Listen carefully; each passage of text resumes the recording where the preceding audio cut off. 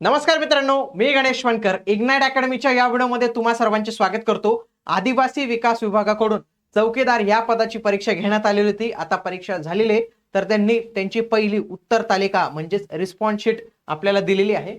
ही response sheet कशा पद्धतीने तुम्ही डाउनलोड करावी त्याचं मी तुम्हाला स्टेप बाय स्टेप प्रोसेस सांगणार आहे। ऑब्जेक्शन तुम्ही कशा पद्धतीने घ्यावं आणि कट ऑफ किती लागणार आहे मित्रांनो, YouTube वरील हा सगळ्यात महत्त्वाचा व्हिडिओ असणार आहे, कारण की याच्यामध्ये एकदम मी डिटेल मध्ये एक्सप्लेन करणार आहे।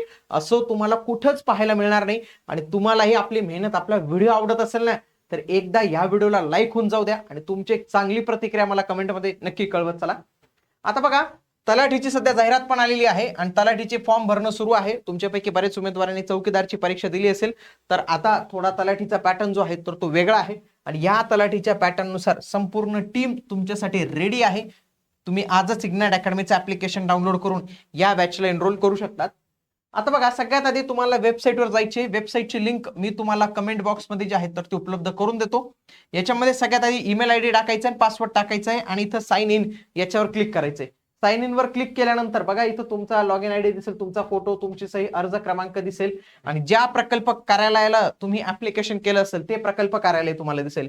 इथं दोन ऑप्शन दिसतील, पहिला आहे रिस्पॉन्स शीटचं आणि दुसरं आहे ऍड ऑब्जेक्शनचं। तर पहिल्यांदा आपण रिस्पॉन्स शीट डाउनलोड करायची आहे, परंतु रिस्पॉन्स शीट डाउनलोड नाही होत। का डाउनलोड नाही होत माहितीये का? कारण की तिथं पॉपअपला बंदी केलेली असते ती। मी स्वतः डाउनलोड करत होतो, माझी होतच नव्हती। तर त्याचं कारण काय माहितीये का? जेव्हा तुम्ही लिंक ओपन करतात, इथं बघा हे ऑप्शन असतं, इथं याच्यावर क्लिक करायचे आणि इथं बघा, इथं ब्लॉक केलेलं आहे मी सगळ्यांना। तर इथं म्हणायचं ऑलवेज ऑलो पॉपअप, म्हणजे पॉपअपला इथं ऑलो करून द्यायचं आणि इथं डन म्हणायचं। आता हे डन म्हटल्यानंतर डायरेक्टली तुमची रिस्पॉन्स शीट ओपन होईल।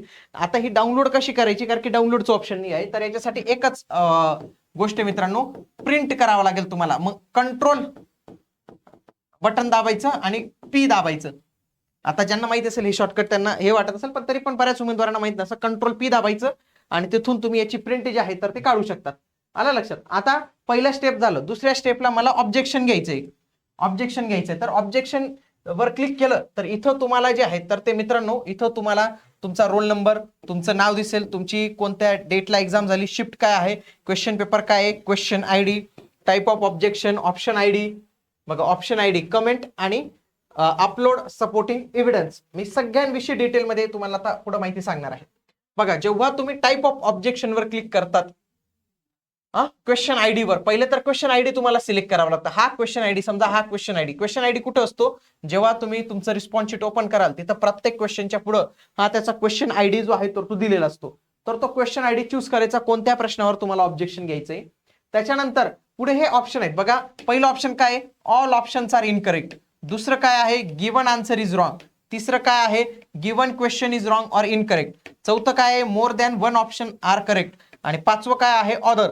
तर हे कधी कोणते सिलेक्ट करायचं ते पण मी तुम्हाला सांगतो। बघा, ऑल ऑप्शन्स आर इनकरेक्ट, समजा प्रश्नाखाली दिलेले सर्वच्या सर्व चारही पर्याय चुकीचे। उदाहरणार्थ विचारलं की भारताचे चलन कोणते? डॉलर, युरो, येन, पाऊंड। ऍक्च्युअली उत्तर रुपये आहे, ते दिलेलं आहे का नाही? तर अशा जर काही प्रश्न असेल तर पहिलं ऑप्शन चूज करायचं। दुसरं काय म्हटले?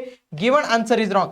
सगळ्यात जास्त हेच ऑप्शनचा उपयोग होतो की जे काही उत्तर दिलेले तर ते उत्तर मात्र चुकीचे जे आहे तर ते ठरवलेलं आहे। माझं उत्तर बरोबर होतं, तुमचं उत्तर तुम्ही चुकीचं दिलेलं आहे। पुढचं काय आहे? Given question is wrong. त्यांचं काय म्हणजे क्वेश्चनच चुकीचा बनवला। काय चुकीचं बनवलं?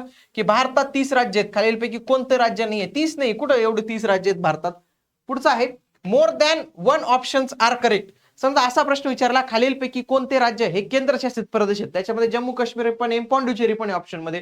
तर दोन्ही केंद्रशासित प्रदेश झाले ना, म्हणजे प्रश्नच तुमचा चुकीचा झालेला आहे। आणि जेव्हा काहीच वरचं सुचत नाही, जसं की भाषांतराचा काही एरर असेल, काही इक्वेशन मिसिंग असेल, काही डायग्राम चुकीचे असेल, चित्र दिसत नाही आहे, पर्याय अपूर्ण आहेत, तर त्यावेळी तुम्ही पाचवा ऑप्शन जो आहे तर तो सिलेक्ट करायचा आहे। आता हे सिलेक्ट केल्यानंतर तुम्हाला ऑप्शनचा पण आयडी सिलेक्ट करावा लागणार आहे मित्रांनो। ऑप्शनचा पण आयडी दिलेला आहे। तुम्ही जर हा क्वेश्चन आयडी पाहणार तर इथं बघा हे ऑप्शनची आयडी आहेत। तर ऑप्शनचा पण आयडी तुम्हाला इथं सिलेक्ट करावा लागतो की तुम्हाला कोणतं ऑप्शन चुकीचं वाटतंय। आता त्याच्यानंतर तुम्हाला काही डॉक्युमेंट सपोर्ट म्हणून द्यावे लागतात। मग तुम्ही काय म्हणाल? या सरांच्या व्हिडिओची लिंक देतो, चॅट जीपीटीला जातो, जेमिनीला जातो, तिथं सांगतो ते म्हणतो चुकीचं आहे। ते चालत नाही मित्रांनो। एआय वगैरेचे रिस्पॉन्स चालत नाही। कोणते ग्राह्य धरले जातात? सगळ्यात आधी स्टेट बोर्ड मध्ये त्याचा काही रेफरन्स असेल का तो शोधावा लागतो। त्याच्यानंतर एनसीईआरटी पुस्तकामध्ये काही आहे का ते शोधावं लागतं।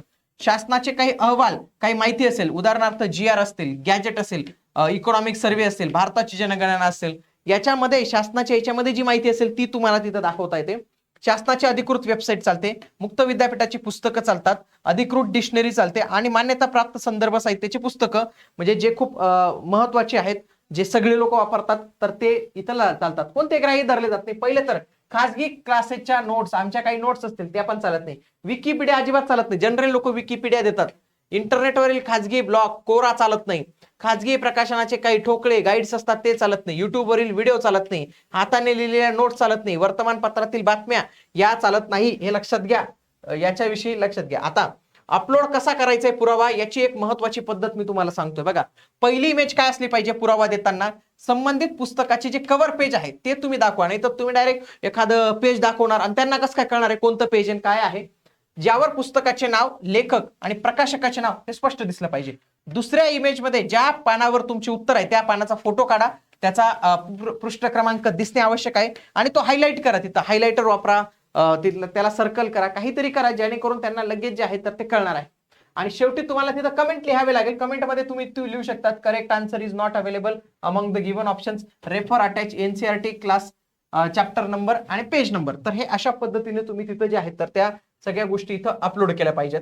आता कट ऑफ किती लागेल, आता या कट ऑफच्या संदर्भात माझ्याकडे बरेच मार्क आलेत. आता माझ्यापर्यंत 138 आहेत, काही ना 140 आहेत, इथपर्यंत गेले. अजून काही मला जास्त काही हायस्ट दिसला नाही. आता तुम्हाला काय करायचं माहितीये का, कमेंटमध्ये मला टाईप करायचं की तुमचा प्रकल्प कोणता आहे, प्रकल्प, आणि तुम्हाला किती मार्क्स आहेत सध्या, मार्क्स हे मला कळवा. त्याच्यानंतर तुमची एक कम्युनिटीज बनून जाईल, ज्याचे जसे मार्क्स असतील त्यानुसार तुम्हालाच कमेंटमध्ये जे आहे तर ते कट ऑफ विषयी जे आहे तर ते आयडिया येणारच आहे. याच्यासाठी मला मार्क्स तुमचे असणं आवश्यक आहे. तुम्ही जास्तीत जास्त उमेदवारांनी तुमचा प्रकल्प आणि तुम्हाला किती गुण मिळालेले तर ते देखील मला नक्की जे आहे तर ते कमेंटमध्ये कळवा. आणि खरे खरे स्कोर टाका बरं का, मुद्दा म्हणून कमी स्कोर टाकू नका बरं का, ते तसं करतात बरेच मुलं. आणि तलाठीची सध्या फॉर्म आहेत 10 ऑगस्ट पर्यंत भरायचे. आता इथं जे काही आलं असेल तुम्हाला यश अपयश ते सोडून द्या. तलाठीची एक चांगली संधी आहे, तर त्याच्यामध्ये तुम्ही नक्की जे आहे तर ते फॉर्म भरू शकतात. भेटूया पुढील व्हिडिओमध्ये. तोपर्यंत जय हिंद, जय महाराष्ट्र, धन्यवाद.